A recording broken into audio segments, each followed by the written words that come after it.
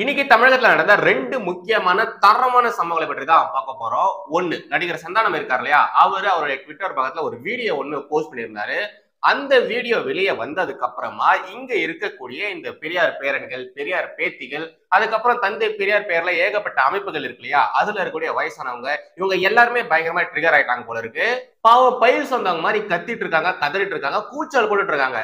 அப்படி என்ன சம்பவத்தை நடிகர் சந்தானம் அவர்கள் பண்ணியிருக்காரு அப்படிங்கிறத பார்க்க போறோம். அடுத்து நம்முடைய துக்ளக் ஆசிரியர் குருமூர்த்தி இருக்கார் இல்லையா, அவரு ரீசெண்டா நடந்த துக்ளக் விழால இந்த முரசொலி பற்றி ஒரு சில முக்கியமான விஷயங்கள்லாம் பேசியிருப்பாரு. நமக்கு தெரியாத பல விஷயங்களை திரு குருமூர்த்தி அவர்கள் பேசியிருப்பாரு.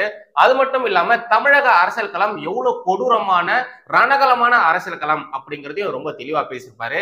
அந்த காலகட்டத்துல திமுக எப்பேற்பட்ட அரசியல் பண்ணாங்க, திமுகவிற்கு எதிராக இருக்கக்கூடிய கட்சிகளை அவங்க எப்படி ட்ரீட் பண்ணாங்க அப்படிங்கிற மாதிரியான இந்த தாத்தா காலத்து திமுக வரலாறுகளையும் நம்முடைய குருமூர்த்தி அவர்கள் எடுத்து சொல்லியிருப்பாரு.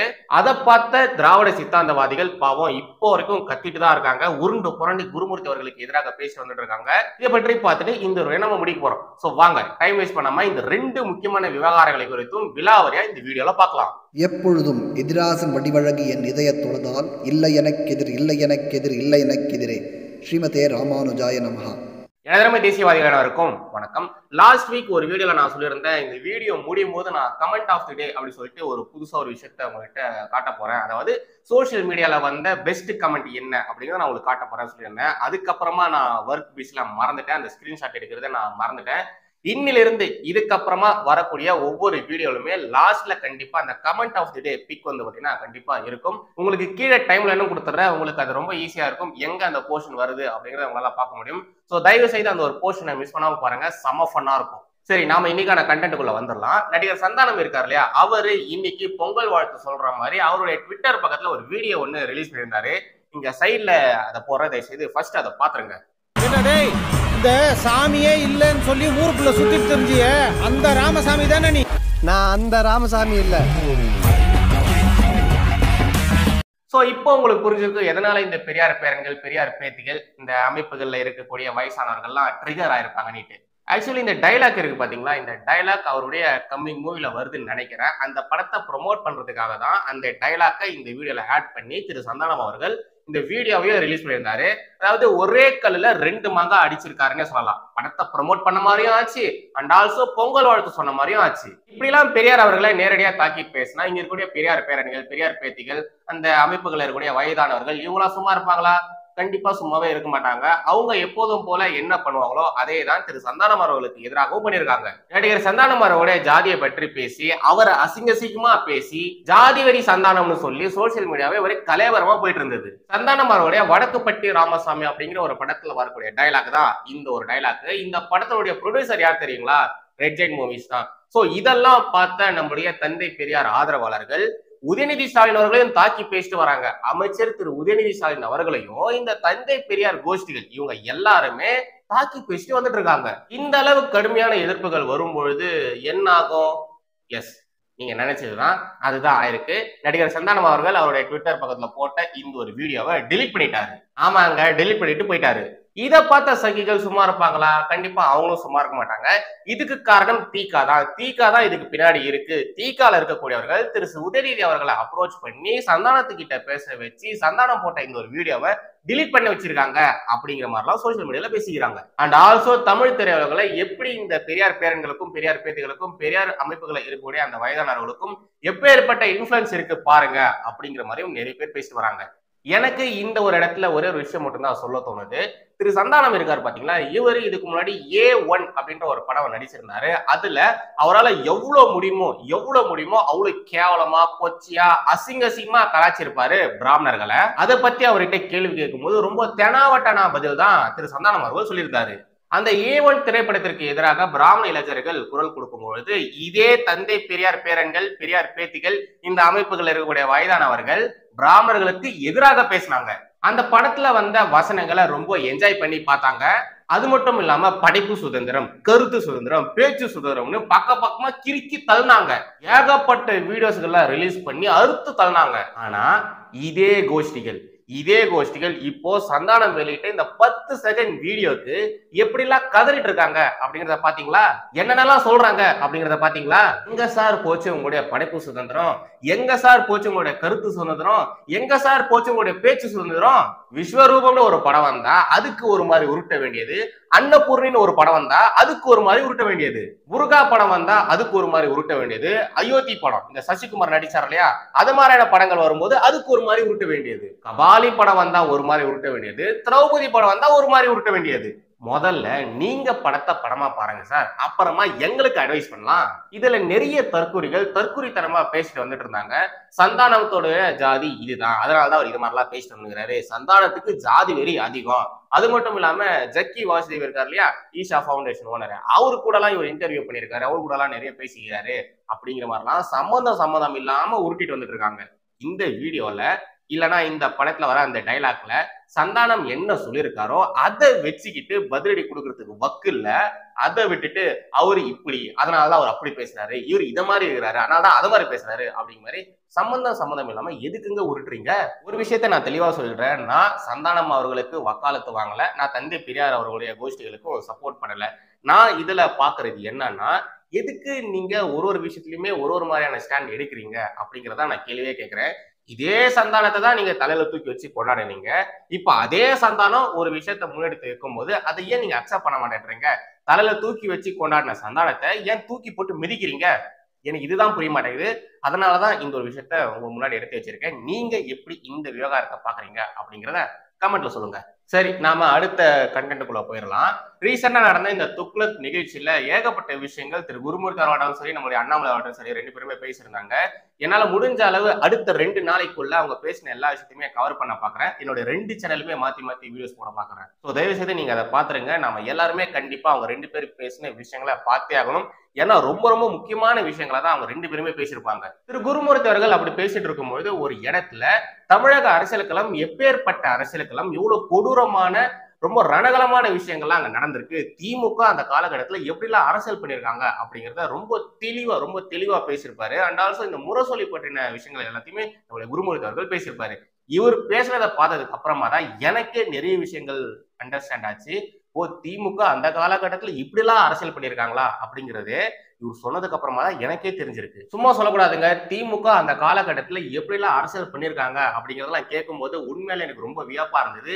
நீங்க எல்லாருமே கண்டிப்பா அதை பார்த்தே ஆகணும். நம்ம எல்லாருக்குமே தெரிஞ்சது என்ன, திமுக காரங்க நடத்தக்கூடிய பத்திரிகைகள்ல ரொம்ப மோசமா எழுதுவாங்க, அவங்க எதிர்க்கக்கூடிய தலைவர்கள் மீதோ இல்லைன்னா குறிப்பிட்ட ஒரு சில நபர்கள் மீதோ ரொம்ப மோசமான முறையில அவங்களுடைய விமர்சனங்களை முன்னெடுத்து வைப்பாங்க, ரொம்ப அநாகரிகமான கார்ட்டூன்ஸை ரிலீஸ் பண்ணுவாங்க. இதெல்லாம் மட்டும்தான் நமக்கு தெரியும். ஆனா களத்துல, இந்த அரசியல் களத்துல திமுக எதை மாதிரியான பாணியை பின்பற்றினாங்க, அவங்க எதை மாதிரியான அரசியல் பண்ணியிருக்காங்க அப்படிங்கிறதெல்லாம் தெரியுமா? கண்டிப்பா நிறைய பேருக்கு தெரிஞ்சிருக்காது. அதை நம்முடைய குருமூர்த்தி அவர்கள் இந்த வீடியோல பேசியிருப்பாரு. உங்களுக்காக ஒரு குட்டி கிளிப்பிங் கொண்டு வந்திருக்க, ரொம்ப முக்கியமான போர்ஷன். இந்த போர்ஷன் ரொம்ப முக்கியமானது, அதை உங்களுக்காக கொண்டு வந்திருக்க. முதல்ல இந்த ஒரு குட்டி கிளிப்பிங்க பாத்துருங்க, அதுக்கப்புறமா நாம நம்முடைய கருத்துக்களை பார்க்கலாம். நம்ம தமிழக அரசியலுக்கு வருவோம். தமிழக அரசியல் எனக்கு ரொம்ப தெரியாது ஒரு காலத்தில். தான் எனக்கு தமிழக அரசியலுக்கு எனக்கு அறிமுகப்படுத்தினார். அதுக்கப்புறம் தான் இது இவ்வளோ ஆபத்தான அரசியலா அப்படிங்கிறது எனக்கு புரிய ஆரம்பிச்சுது. அப்புறம் கூட இந்த முரசொலியை படிக்க ஆரம்பித்த விட்டு தான் ரமேஷ் தான் சொன்னார், சார் நீங்கள் முரசொலியை படிக்கணும் சார் அப்படின்னு. அதுவரை நான் முரசொலியை படிக்கணும்னு யோசனை பண்ணதே கிடையாது.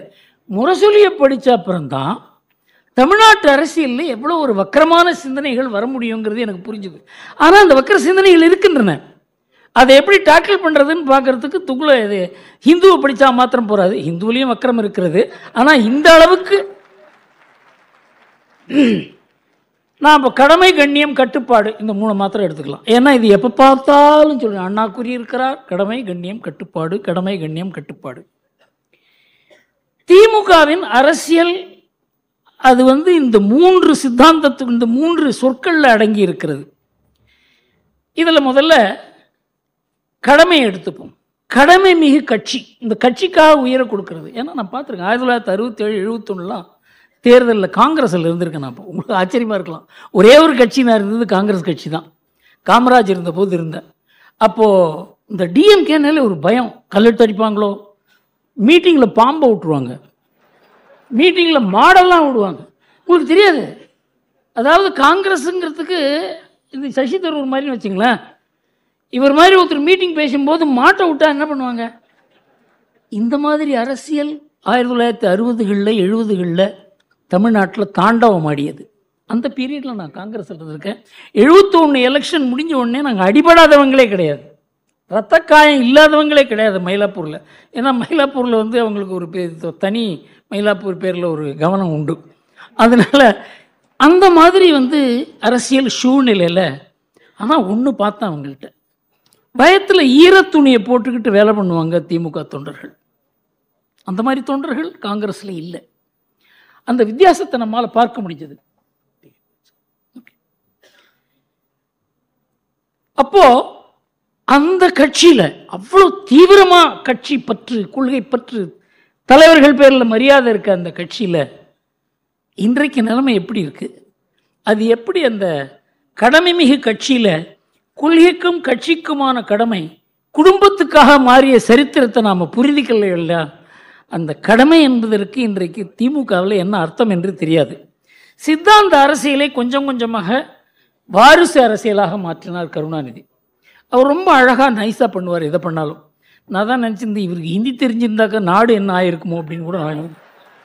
அந்த மாதிரி ஒரு அறிவு கூர்மை, அந்த மாதிரி ஒரு விஷயத்தை, தனக்கு எதிரான விஷயத்தை கூட தனக்கு எப்படி சாதகமாக மாற்றுவது என்பதை அவர் அழக்கூட அழுவார் சில சமயம். எது அழுவாரா? ஆக்சுவலி இந்த பர்டிகுலர் வீடியோவில் பார்த்தீங்கன்னா திமுகவுடைய இந்த கடமை கண்ணியம் கட்டுப்பாடு இந்த ஸ்லோகன் இருக்கு இல்லையா, இதுல இந்த கடமை பற்றி மட்டும்தான் பேசியிருப்பாரு. இதுக்கு அப்புறமா இன்னும் ஏகப்பட்ட விஷயங்கள் நம்முடைய துக்ளக் குருமூர்த்தி அவர்கள் பேசியிருப்பாரு. உண்மையாலே அந்த ஸ்பீச் பார்த்தீங்கன்னா அல்டிமேட்டா இருக்கும். இன்னைக்கு நம்மளுடைய அந்த செகண்ட் சேனல்ல அந்த வீடியோ நான் போட்டுறேன், மிஸ் பண்ணாம பாருங்க. ஏன்னு தெரியலங்க, யாராச்சும் இந்த முரசொலி பற்றி பேசினாலோ இல்லைன்னா இந்த முரசொலி பெயரை கேள்விப்பட்டாலோ கடைக்கு போகும்போது இந்த முரசொலி பேப்பரை பார்த்தாலோ எனக்கு டக்கு ஞாபகத்துக்கு வருது நம்மளுடைய அண்ணாமலை அவர்கள் இந்த முரசொலி பேப்பரை பத்தி ஒரு கமெண்ட் ஒன்று கொடுத்துருப்பாரு பாத்தீங்களா. அதுதான் ஏன்னு தெரியல, எனக்கு எப்பவுமே முரசொலின்ற பேரை கேட்டாலே அதை பார்த்தாலே எனக்கு அண்ணாமலை அவர்கள் சொன்ன அந்த ஒரு கமெண்ட் தான் ஞாபகத்துக்கு வரும். உங்களுக்கு அந்த கமெண்ட் ஞாபகம் இருந்ததுன்னா அண்ணாமலை அவர்கள் இந்த முரசொலி பற்றி என்ன சொல்லியிருக்காரு அப்படிங்கிறத கமெண்ட் பண்ணுங்க பார்க்கலாம். நானும் பாக்குறேன் எத்தனை பேர் இது ஞாபகம் இருக்குன்னு. திமுக கடந்த காலங்களில் எப்பேற்பட்ட அரசியல் பண்ணியிருக்காங்க அப்படிங்கிறத பாருங்க. உங்கள எத்தனை பேருக்கு இதெல்லாம் தெரிஞ்சிருக்குன்னு எனக்கு தெரியல, பட் எனக்கு பெருசா தெரியாதுங்க. இந்த அளவு இவங்க பண்ணியிருப்பாங்க அப்படிங்கிறது எனக்கு சத்தியமா தெரியல, ஐடியாவே இல்லை. இதை மாதிரிலாம் எப்படிங்க பண்ணுவாங்கன்ட்டு தான் நான் இருந்தேன். பட் இந்த காலகட்டத்தில் எதனால அவங்களால இப்பேற்பட்ட அரசியல் பண்ண முடியலன்னா காரணம் சோசியல் மீடியா. இந்த சோசியல் மீடியாவோட வளர்ச்சியை பார்த்து திமுக பயப்படுறாங்க. அதனாலதான் ரொம்ப அமைதியா அவங்க இருக்காங்க. கடந்த காலங்களில் அவங்க பண்ண விஷயங்களா கேள்விப்படும்பொழுது உண்மையிலே ரொம்ப வியப்பா இருக்கு. அப்படி இல்லாம பண்ணியிருக்காங்க அப்படின்ற மாதிரிதான் இருக்கு. உங்களுக்கே நிறைய விஷயங்கள் தெரிஞ்சிருக்கும். காமராஜர் அவர்களை குறித்து என்ன மாதிரியான கார்ட்டூன்ஸ் வந்திருக்கு, இந்திரா காந்தி அவர்களை குறித்து எதை மாதிரியான கார்ட்டூன்ஸ் வந்திருக்கு, எதை மாதிரி சென்ட்ரல் கவர்மெண்ட் அவங்க தாக்கி பேசியிருக்காங்க அப்படிங்கிறதெல்லாம் கண்டிப்பா உங்களுக்கே நிறைய பேர் கண்டிப்பா அவங்க எல்லாருக்குமே தெரிஞ்சிருக்கும். பட் இந்த காலகட்டத்துல எதனால இவங்க இவ்வளவு அமைதியா அரசியல் பண்றாங்கன்னா அதுக்கு காரணம் சோசியல் மீடியா தான். ஆனாலும் ஒரு சில இந்த 7 அறிவுள்ள ஊபிஸ்கள், முட்டிக்கு கீழே மூளை இருக்கக்கூடிய இந்த ஊபிஸ்கள் அதெல்லாம் மீறி அவங்களுடைய அந்த பழைய அரசியலை சோசியல் மீடியால காட்டுறாங்க. பட் அதுக்கான பின்விளைவுகளும் அவங்க சந்திக்கிறாங்க, அது வேற ஒரு விஷயம். பட் அந்த காலத்துல பண்ண மாதிரியான ஒரு அரசியல் இப்ப பண்ண முடியாம போனதுக்கு காரணம் முழுக்க காரணம் இந்த சோசியல் மீடியாவோட வளர்ச்சி தான். ஓகே, நம்ம கடைசி போர்ஷனுக்கு வந்துட்டோம். இந்த கமெண்ட் ஆஃப் தி டே அந்த போர்ஷனுக்கு தான் வந்திருக்கோம். இந்த முறை நம்ம கண்ணில் சிக்கினது தேவேந்திரன் பழனிசாமி இருக்காரு இல்லையா, அவரு தான். பாக்குறதுக்கு அப்படியே மாதி சின்ன மாதிரியே இருப்பாரு. அதான் என்னன்னு தெரியலங்க, எனக்கு இவரை பிடிச்சி போச்சுன்னு நினைக்கிறேன். மாதி சின்ன மாதிரி இருக்கனால பிடிச்சி போச்சுன்னு நினைக்கிறேன். அவரு இன்னைக்கு ட்விட்டர் பக்கத்துல ஒரு கேள்வி ஒண்ணு கேட்டு ஒரு போஸ்ட் ஒண்ணு போட்டிருந்தாரு. அது சைட்ல போற தயவுசெய்து பாருங்க. உங்களை பொறுத்தவரை தமிழ் புத்தாண்டு தை 1 சித்திரை 1? நினைச்சேன் என்னடா இன்னமும் இந்த 7 அறிவுள்ள ஊபிஸ்கள் இந்த விஷயம் குறித்து பேசாம இருக்காங்களே நான் நினைச்சேன். திமுக ஜால்ரா இவர் பேசிட்டார்ல, இதுக்கு வந்த கமெண்ட் தாங்க அல்டிமேட். பயங்கரமா இருந்தது அந்த கமெண்ட். அதையும் போடுற தயவுசெய்து பாருங்க. சீனிவாசன் ரா அப்படிங்கிறவர் தான் இந்த ஒரு கமெண்ட் போட்டிருப்பாரு.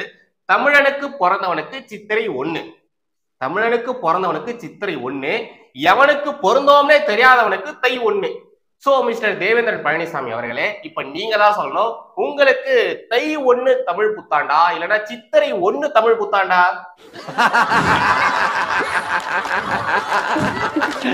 சாம்பார் ஆப் எனக்கு என்னன்னு உங்களை பொறுத்த வரைக்கும் தமிழ் புத்தாண்டு தை 1 இல்ல சித்திரை 1? இவருடைய தேவேந்திரன் பழனிசாமி இருக்காரு இல்லையா, இவரு என்ன நினைச்சு இந்த கேள்வி கேட்டிருப்பாரு அப்படிங்கிறத நான் சொல்லிடுறேன். அதாவது இவரு தை 1 நினைச்சிருக்காரா இல்லைன்னா சித்திரை 1 நினைச்சிருக்காரா அப்படிங்கிறத நான் உங்ககிட்ட சொல்லிடுறேன். இவரு இதுல போட்டிருக்கக்கூடிய இவருடைய போஸ்ட் இருக்கு இல்லையா, அதை பார்த்தாலே உங்களுக்கு புரிஞ்சிடும். அண்ணன் பாத்தீங்கன்னா சித்திரை 1ன்னு நினைச்சிருந்தாங்கன்னா கண்டிப்பா சித்திரை 1 தான் ஃபர்ஸ்ட் ஆப்ஷனா வச்சிருப்பாரு. ஆனா அண்ணன் பாருங்க, உங்களை பொறுத்தவரை தமிழ் புத்தாண்டு தை 1 இல்ல சித்திரை 1 அப்படிங்கிற மாதிரி கேக்குறாரு. ஒரு படத்துல நம்மளுடைய வடிவேல் அவர்கள் சொல்றாரு பாத்தீங்களா, இந்த சுந்தர தெலுங்கை தாய்மொழியாக வைத்துக் கொண்டு ஏமாற்றுகிறாயா சொல்லிட்டு சம்திங் ஒரு டைலாக் ஒன்று வரும் பாருங்க. அதாவது அவருடைய தாய்மொழி எதுவோ அதுதான் ஃபர்ஸ்ட் வரும் அப்படின்னு மாதிரி சொல்லுவாங்க இல்லையா.